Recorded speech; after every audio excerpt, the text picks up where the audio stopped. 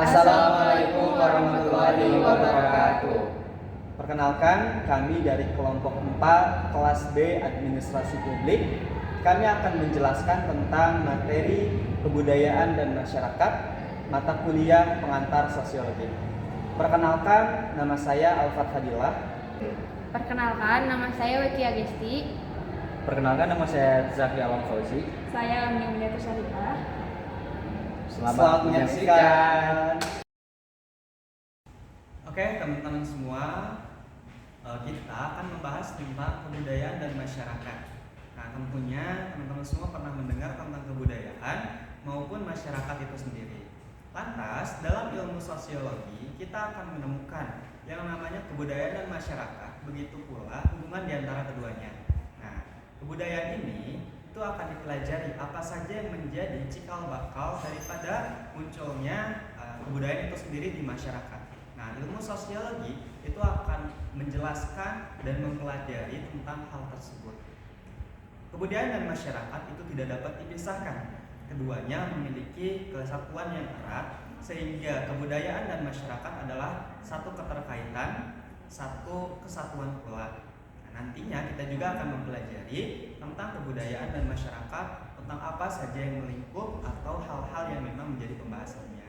Selamat menyaksikan teman-teman sekalian. Sebelum kita membahas definisi kebudayaan dan masyarakat, kita harus tahu nih apa definisi manusia. Karena manusia adalah unsur atau inti dari kebudayaan dan juga masyarakat. Nah, manusia berasal dari bahasa Latin yaitu mens yang artinya orang yang berpikir, lalu dikembangkan menjadi homo yang artinya orang yang dilahirkan di atas bumi. Jadi manusia adalah individu yang merupakan bagian dari unit terkecil kelompok atau kehidupan sosial sebagai makhluk yang menciptakan kehidupan masyarakat. Adapun definisi masyarakat yaitu sekumpulan individu-individu yang hidup bersama dan memiliki tatanan kehidupan, norma-norma, aturan, dan adat istiadat. Masyarakat juga dapat diartikan sebagai orang yang hidup bersama dan menghasilkan kebudayaan. Dengan demikian, tidak ada masyarakat yang tidak mempunyai kebudayaan, dan sebaliknya, tidak ada kebudayaan tanpa masyarakat sebagai wadah atau pendukungnya.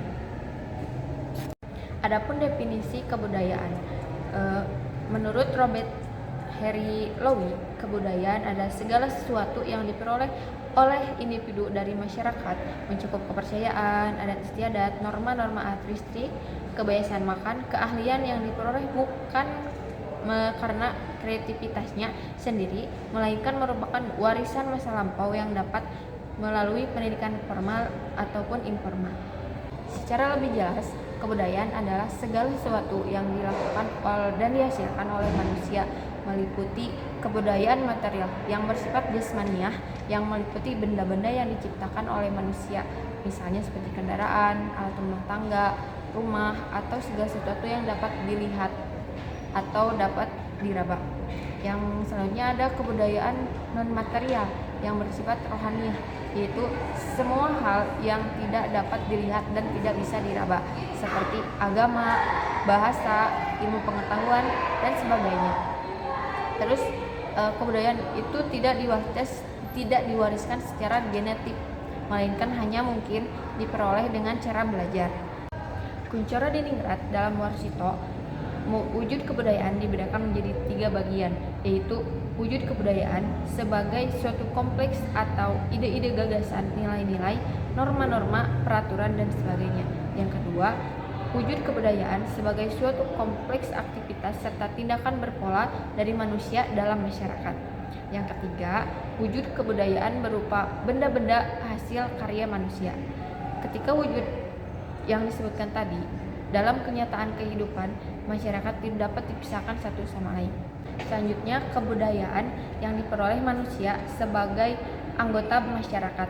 Tanpa masyarakat, kemungkinannya kecil untuk membentuk kebudayaan. Sebaliknya, tanpa kebudayaan, tidak mungkin manusia dapat mempertahankan kehidupannya. Jadi, kebudayaan adalah hampir semua tindakan manusia dalam kehidupan sehari-hari. Adapun unsur-unsur kebudayaan, menurut Konjodiningrat, ia menyusun 7 unsur kebudayaan yang bersifat universal. Yang pertama, bahasa. Yang kedua, sistem pengetahuan. Yang ketiga, organisasi sosial. Yang keempat, sistem peralatan hidup dan teknologi. Yang kelima, sistem mata pencaharian hidup. Yang keenam, sistem religi. Yang ketujuh, sistem kesenian. Di sini saya akan membahas tentang kultural universal. Kultural universal dapat diartikan jika unsur-unsur tersebut bersifat kultural universal. Kultural universal dapat diartikan jika unsur-unsur tersebut bersifat universal atau bisa ditemukan di kebudayaan manapun. Unsur-unsur kebudayaan yang dianggap sebagai kultural universal ada 7. Yang pertama, peralatan dan perlengkapan hidup manusia. Yang kedua, mata pencaharian hidup dan sistem ekonomi. Yang ketiga, sistem kemasyarakatan atau sistem sosial. Yang keempat, bahasa. Yang kelima, kesenian. Yang keenam, sistem pengetahuan. Yang ketujuh, religi atau sistem keagamaan. Nah, selanjutnya saya akan menjelaskan fungsi kebudayaan bagi masyarakat. Kebudayaan memiliki peran fungsi yang sangat besar bagi masyarakat sekitar. Hal ini berangkat dari permasalahan yang sering dialami oleh masyarakat seperti kekuatan dari alam atau kekuatan dari masyarakat itu sendiri yang dianggap tidak baik baginya. Produk dari masyarakat menghasilkan teknologi, kebudayaan atau benda. Teknologi kebudayaan dalam pengertian meliputi alat-alat produktif, senjata, wadah, makanan dan minuman, pakaian dan perhiasan, tempat berlindung atau perumahan. Yang terakhir, alat-alat transportasi atau alat penunjang kehidupan. Nah, untuk yang terakhir, saya di sini akan menjelaskan karsa. Karsa merupakan usaha dari manusia untuk melindungi diri dari kekuatan lain yang ada di dalam masyarakat itu sendiri. Karsa merupakan perwujudan dari norma dan nilai-nilai sosial yang perlu untuk mengontrol kehidupan bermasyarakat. Di sini saya akan membahas mengenai adat istiadat. Adat istiadat itu dari satu tempat ke tempat yang lainnya pastinya berbeda. Dari segi munculnya waktu juga adat istiadat pasti berbeda. Nah, adat istiadat itu memiliki adat hukum atau yang bisa disebut dengan hukum adat. Namun untuk adat istiadat di luar hukum adat juga memiliki sanksi tersendiri jika seseorang melanggarnya. Contohnya ada di suku Minangkabau di mana seorang pria itu harus mewariskan harta miliknya kepada kemenakannya, yaitu anak dari saudara perempuannya. Nah, hukum adat tersebut bersifat tidak tertulis karena diberlakukan secara turun-temurun atau antar generasi. Berjalan dengan berdampingannya adat, ada juga kaidah-kaidah hukum yang tertulis, seperti halnya hukum yang dibuat oleh lembaga-lembaga MPR, DPR, dan lembaga-lembaga lainnya. Nah, hukum tersebut tertulis karena memang sudah dibuat secara tertulis oleh lembaga tersebut. Berbeda dengan yang tadi. Kalau yang tadi kan emang secara turun-temurun si hukum adatnya itu. Nah, dalam mengatur hubungan manusia, kebudayaan itu bisa dinamakan pula dengan struktur normatif. Struktur normatif itu merupakan bagian dari kebudayaan. Seperti ada 3 unsur itu. Yang pertama, unsur yang menyangkut penilaian atau bisa disebut dengan volitional element. Misalnya apa yang baik dan buruk, apa yang menyenangkan dan tidak menyenangkan. Yang kedua, unsur-unsur apa yang harus berhubungan dengan apa yang seharusnya, atau bisa disebut dengan recreative element. Misalnya seperti bagaimana orang harus berperilaku atau berlaku. Nah, yang ketiga, yang terakhir, unsur-unsur yang menyangkut kepercayaan atau bisa disebut juga dengan cognitive element. Misalnya harus mengadakan adat pada saat kelahiran, perkawinan, pertunangan, dan lain-lain. Nah, selanjutnya saya di sini akan membahas sifat hakikat kebudayaan. Nah, sifat hakikat kebudayaan itu mendasari ciri dari setiap kebudayaan yang ada. Akan tetapi jika seseorang hendak memahami sifat yang esensial, terlebih dahulu harus menyelesaikan masalah atau pertentangan yang ada di dalamnya. Seperti di sini saya membahas 3 poin saja. Yang pertama, di dalam pengalaman manusia, kebudayaan bersifat universal. Yang kedua, kebudayaan bersifat stabil, di samping juga dinamis dan selalu mengalami perubahan yang kontinu atau berlanjut. Yang ketiga, yang terakhir, poin terakhir, Kebudayaan mengisi dan menentukan jalannya kehidupan masyarakat, walaupun hal tersebut jarang disadari oleh masyarakat itu sendiri. Baik teman-teman semua, selanjutnya adalah tentang kepribadian dan kebudayaan.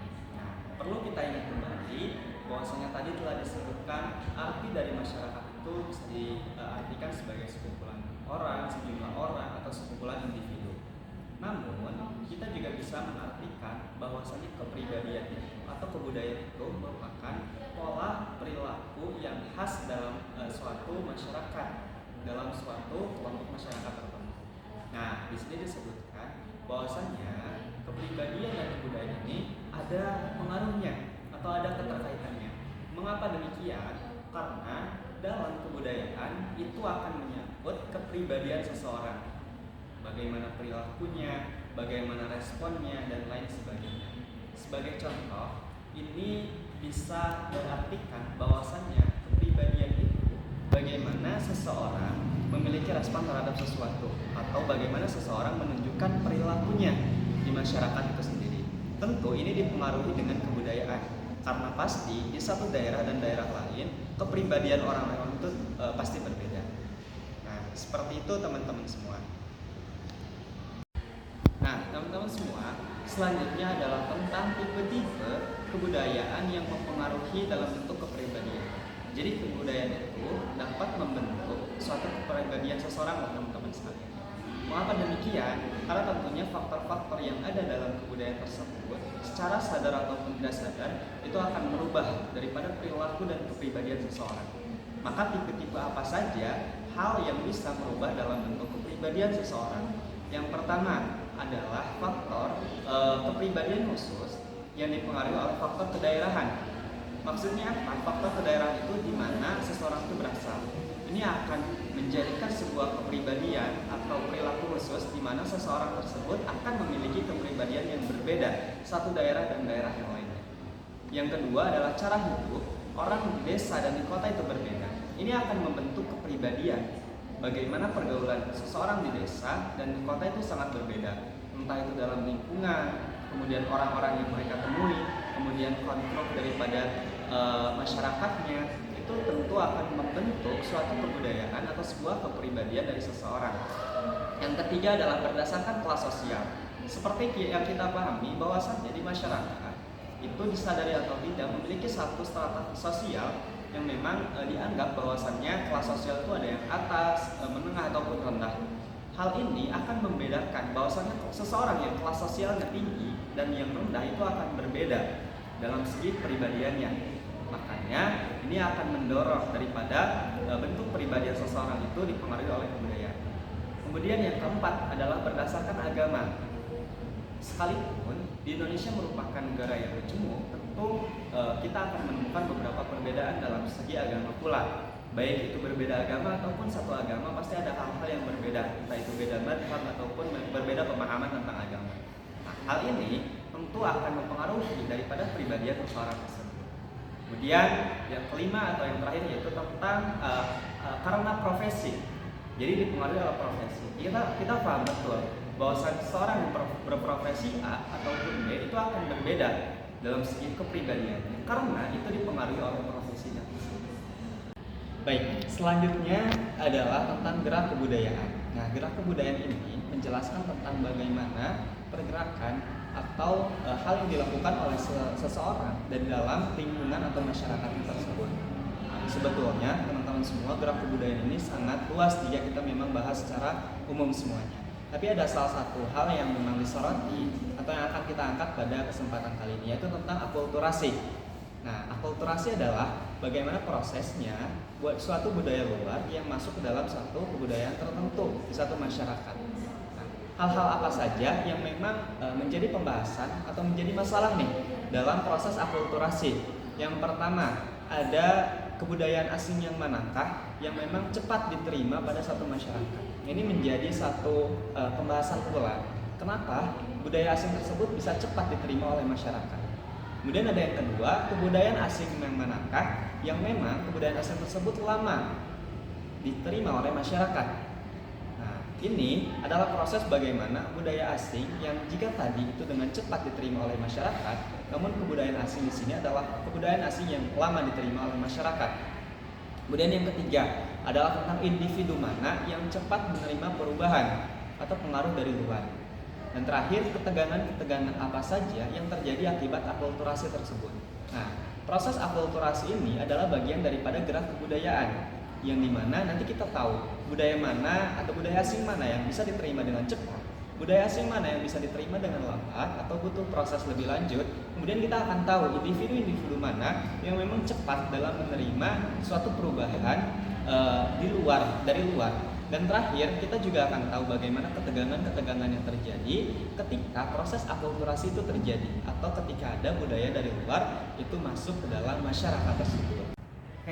Untuk kesimpulan daripada materi ini adalah bagaimana kebudayaan dan masyarakat itu memang saling keterkaitan di antara keduanya. Bahkan ada istilah seperti ini. Kebudayaan adalah satu hal yang diciptakan oleh manusia dan manusia selanjutnya akan hidup diatur oleh budaya tersebut. Ini artinya apa? Bahwasanya memang budaya itu suatu hal yang diciptakan oleh masyarakat. Setelah itu masyarakat akan hidup dan diatur oleh kebudayaan tersebut. Sekian dari kami.